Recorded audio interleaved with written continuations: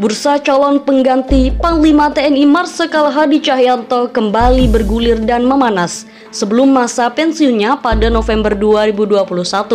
Terdapat calon kuat dari dua matra TNI, yakni KSAD Jenderal Andika Perkasa dan KSAL Laksamana Yudo Margono. Direktur Eksekutif Lembaga Kajian Anak Bangsa atau LKAB, Rudi S. Kamri, lantas mengungkap kekuatan dari kedua calon tersebut. Menurut dia, peluang terbesar yang akan menjadi Panglima TNI yang baru ialah KSAD Jenderal Andika Perkasa. Pernyataan itu terekam dalam tayangan YouTube kanal Anak Bangsa. Di unggahan tersebut, pengamat politik Rudi menganalisa dari pandangan politik.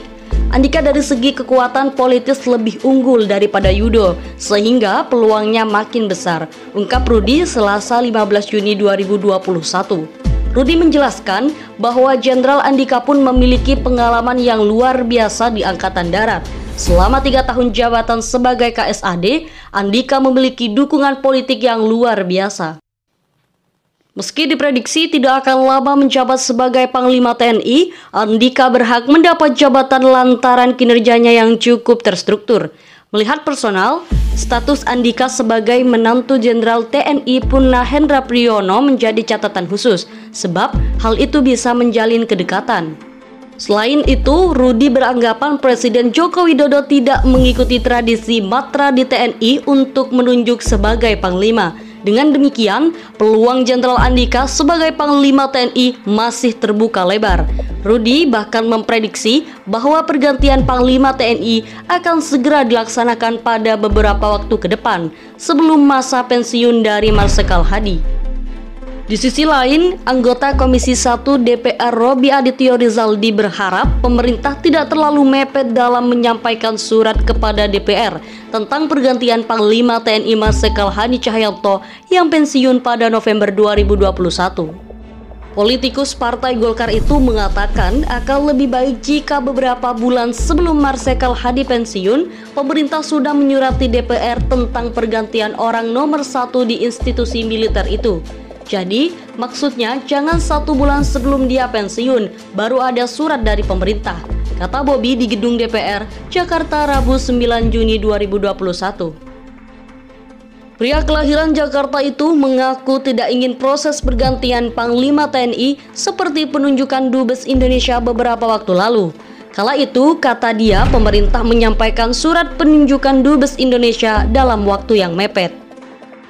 Terkait calon Panglima TNI pengganti Hadi, Bobi tidak mau berspekulasi. Dia hanya menyebut sosok pengganti tersebut biasanya berasal dari Kepala Staf TNI di 3 matra. Kami sudah pasti persyaratan sesuai aturan. Dia harus Kepala Staf dahulu. Jadi di antara 3 itu tidak mungkin ada yang lain lagi. Di sisi lain, Direktur Eksekutif Center for Social, Political, Economic, and Law Studies yang juga dosen Universitas Negeri Jakarta, Ubaidillah Badrun mengatakan, sosok Kepala Staf Angkatan Laut Laksamana Yudo Margono memenuhi syarat menggantikan Marsikal Hadi Cahyanto sebagai Panglima TNI. Apalagi, Laksamana Yudo Margono meniti karir dengan pendidikan militer terbaik. Semuanya beliau ikuti dan segudang pengalaman karir yang strategis, ungkap Ubaidillah Badrun di Jakarta Rabu 11 Agustus 2021. Di antara karir militer yang pernah Yudo Margono rintis adalah menjadi Panglima Komando Gabungan Wilayah Pertahanan 1. Selain itu, Laksamana Yudo Margono juga sebagai sosok yang memberi perhatian serius pada pengembangan sumber daya manusia TNI Angkatan Laut. Karena itu, Ubaidillah meminta Presiden Jokowi untuk tidak perlu bingung mengajukan calon Panglima TNI untuk meminta persetujuan DPR. Pergantian Panglima TNI itu hal biasa dan sudah rutin terjadi karena TNI memiliki mekanisme sirkulasi elit yang sudah mapan dan tinggal diikuti saja, kata analis sosial politik Universitas Negeri Jakarta ini. Tetapi sambung Ubaidillah, karena posisi Panglima TNI sangat strategis, maka seringkali muncul beragam tafsir politik dan kepentingan. Mereka mencoba untuk mengubah mekanisme sirkulasi panglima yang sudah mapan itu melalui lobi-lobi politik yang kadang dalam perspektif kenegaraan itu merusak marwah institusi TNI. Mekanisme sirkulasi elit TNI yang saya maksud adalah menurut Undang-Undang Nomor 34 Tahun 2004 yang menyebutkan bahwa Panglima TNI dapat dijabat secara bergantian oleh perwira tinggi aktif dari setiap matra angkatan. Karena itu, Panglima TNI biasanya dijabat secara bergilir oleh tiap perwira dari Angkatan Darat, Angkatan Laut, dan Angkatan Udara. Menurutnya, pengangkatan tersebut bersifat kultural, bukan struktural. Karena itu, jika merujuk ketentuan itu, maka pergantian Panglima TNI November mendatang memang giliran Kepala Staf Angkatan Laut. Saya termasuk meyakini bahwa siapapun kepala staf di TNI, mereka adalah kader terbaik di matranya. Karena TNI adalah salah satu institusi yang kaderisasinya jelas dan terbaik di Indonesia. Jadi tidak perlu melakukan lobi-lobi politik atau langkah-langkah yang menunjukkan semacam political imagining atau pencitraan politik untuk berebut menjadi panglima. Ubaidillah menegaskan, dalam penentuan Panglima TNI, maka Presiden mesti menggunakan logika undang-undang dengan memperhatikan profesionalitas, integritas, loyalitas, dan track record calon Panglima. Karena itu, dia menambahkan Presiden Jokowi tidak perlu bingung dan para kepala staf beserta keluarganya juga tidak perlu melakukan lobi-lobi politik. Tentang perlunya persetujuan DPR juga tidak perlu dikhawatirkan, karena DPR kan memang saat ini hanya sebagai stempel pemerintah, karena lebih dari 80% anggota DPR adalah pemerintah. Berdasarkan catatan KSAL Laksamana Yudo Margono layak disebut sebagai Bapak Infrastruktur TNI Angkatan Laut.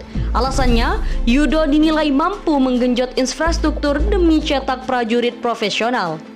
Ia berpikir bagaimana menciptakan prajurit-prajurit TNI Angkatan Laut yang tangguh, handal, dan profesional.